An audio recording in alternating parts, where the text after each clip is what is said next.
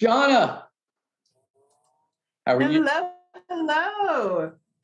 I don't know that I've ever actually seen you outside of your LinkedIn profile picture. I was thinking that too. I Of was like, you know all, what? I know this voice, but I've never seen his face to face. we finally put voices with faces. Yes. And So once I appreciate COVID calms down, there'll be more of that. in 2025 or something. Oh gosh, don't say that. I'm just thankful that my kids are 3 and 1 and have no earthly idea what's going on right now. That's a beautiful place to be in because Yep.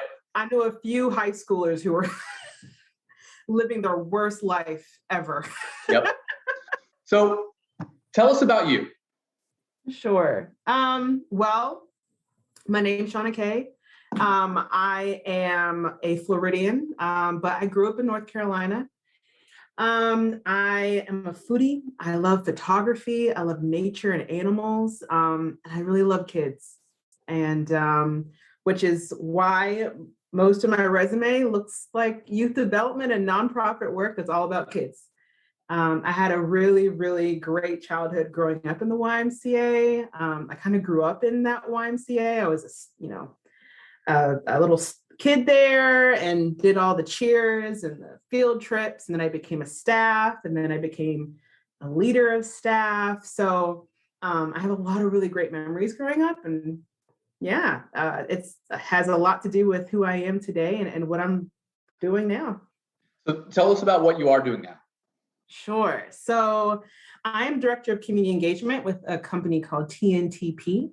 We're a nonprofit organization, and we focus on ending injustice for education inequality. And we do that by providing excellent teachers to students who need it the most, and by advancing policies and practices that ensure effective teaching in every classroom. And so my work is about connecting schools with their local communities.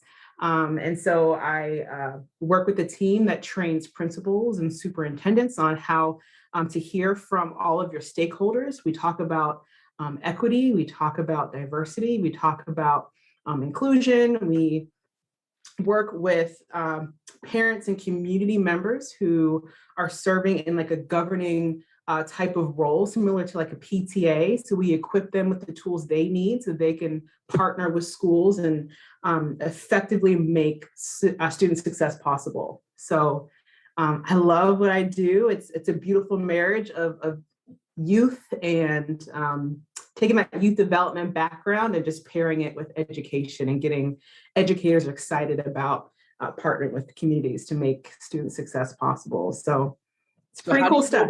How do you go about getting the school partnerships? Well, we do a lot of like asset mapping. We help schools look around and see like who's in their local community.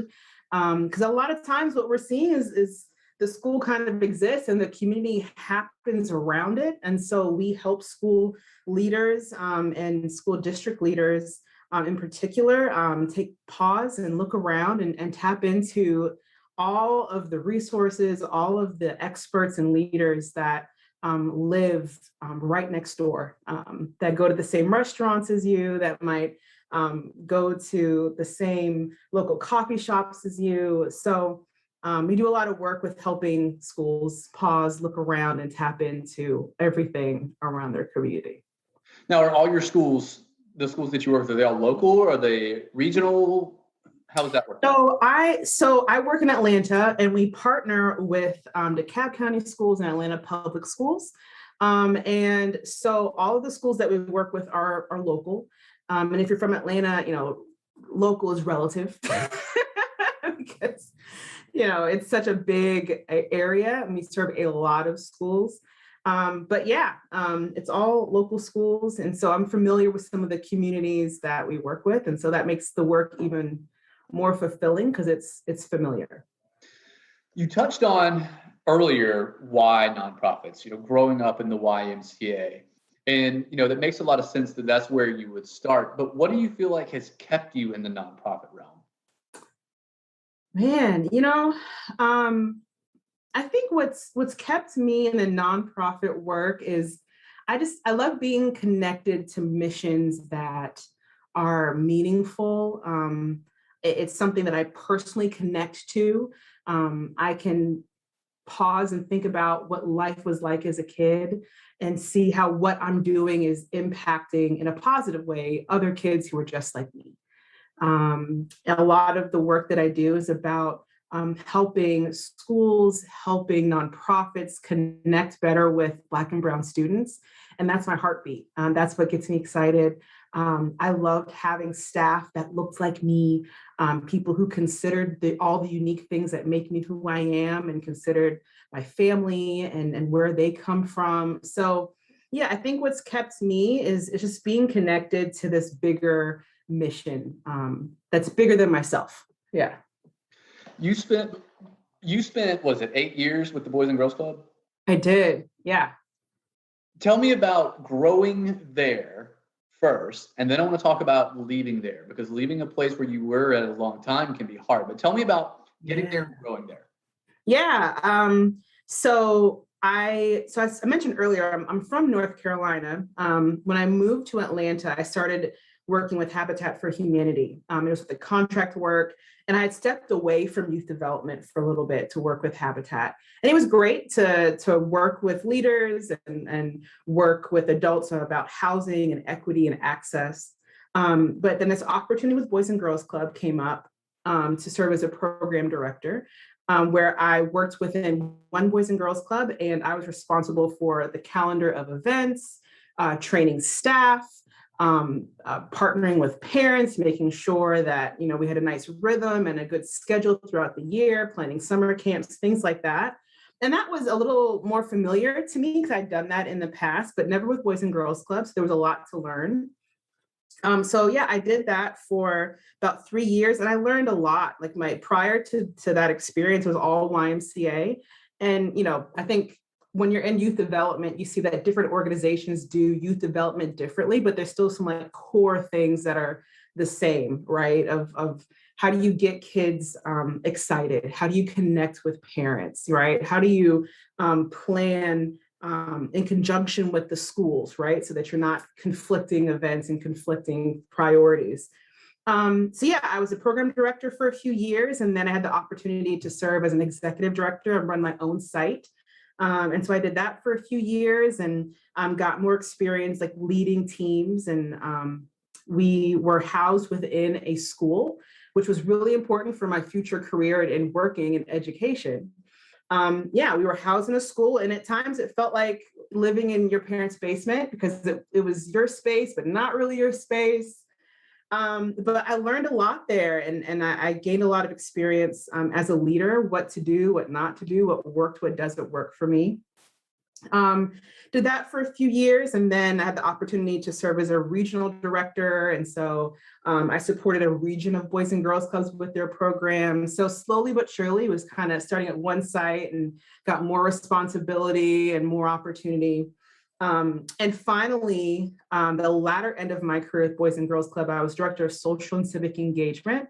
So I was then able to support the entire organization and all of our clubs. So at the time, I think we had like 25 Boys and Girls Clubs who were running social and civic programs, and we had different grants that had deliverables that needed to be accomplished throughout the entire Atlanta area.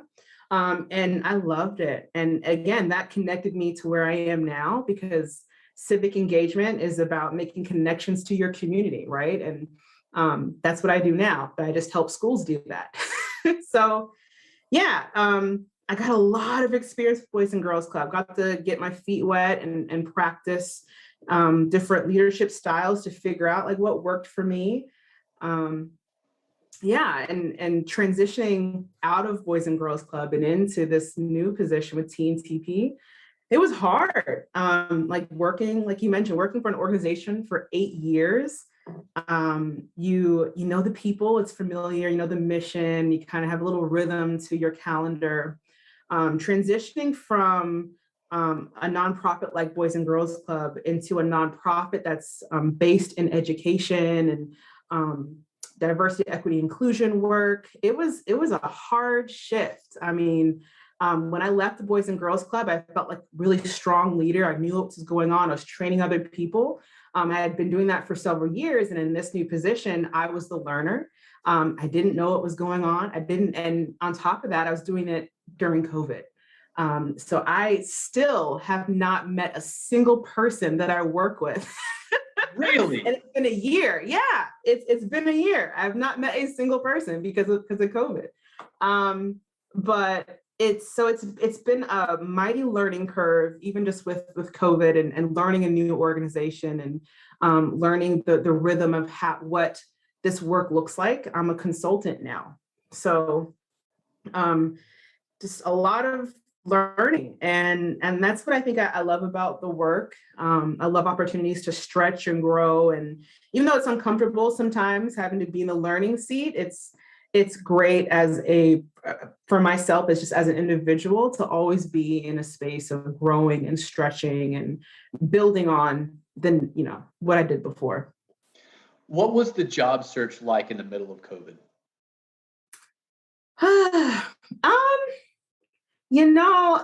Honestly, it was challenging, because you get a lot of no's, and you get a lot of, we like you, but not right now.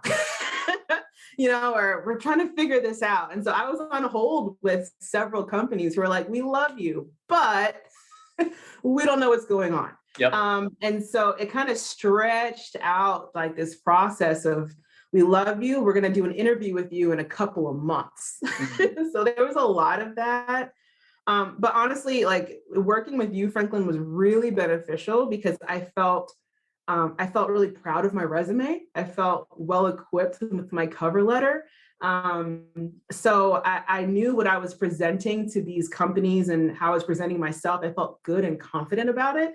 And so even though I was getting a no, I knew I was still representing myself well with this resume. And I knew that I was still representing myself well with how these cover letters were being presented. So it was hard. I think I was unemployed for about 9 months.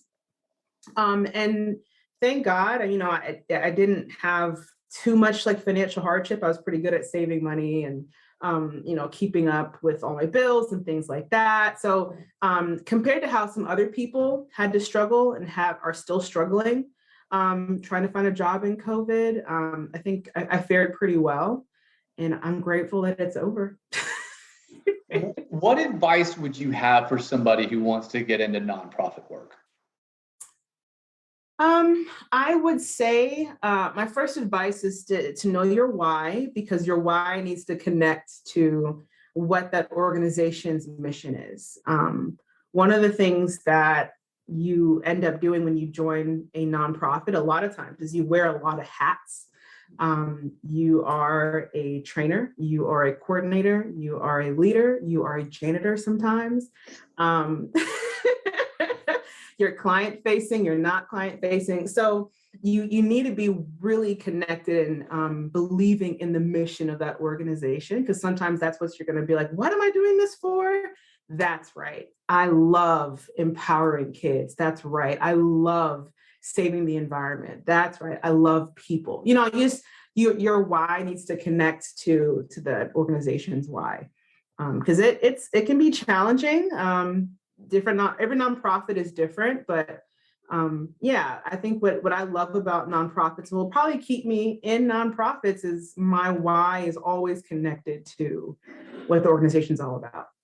I love it. I think that's fantastic advice. Last question. If there was a song to describe your work style, what would it be?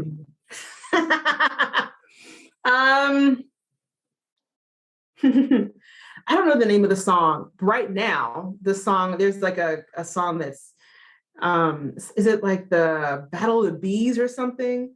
Maybe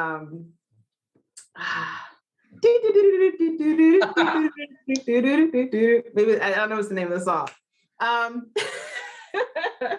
Right now, and unfortunately there are ebbs and flows to how things pick up and slow down within your work. But Yeah, it's different seasons. I think that's my song right now. Organized chaos. But There you go. yeah. Awesome. Well, Shauna-Kaye, it was so good to see you finally, and I appreciate you joining me today. Yeah, thanks for having me. I appreciate this. It was fun. Absolutely. I'll talk to you here soon. Thank you, Franklin. Bye. Bye.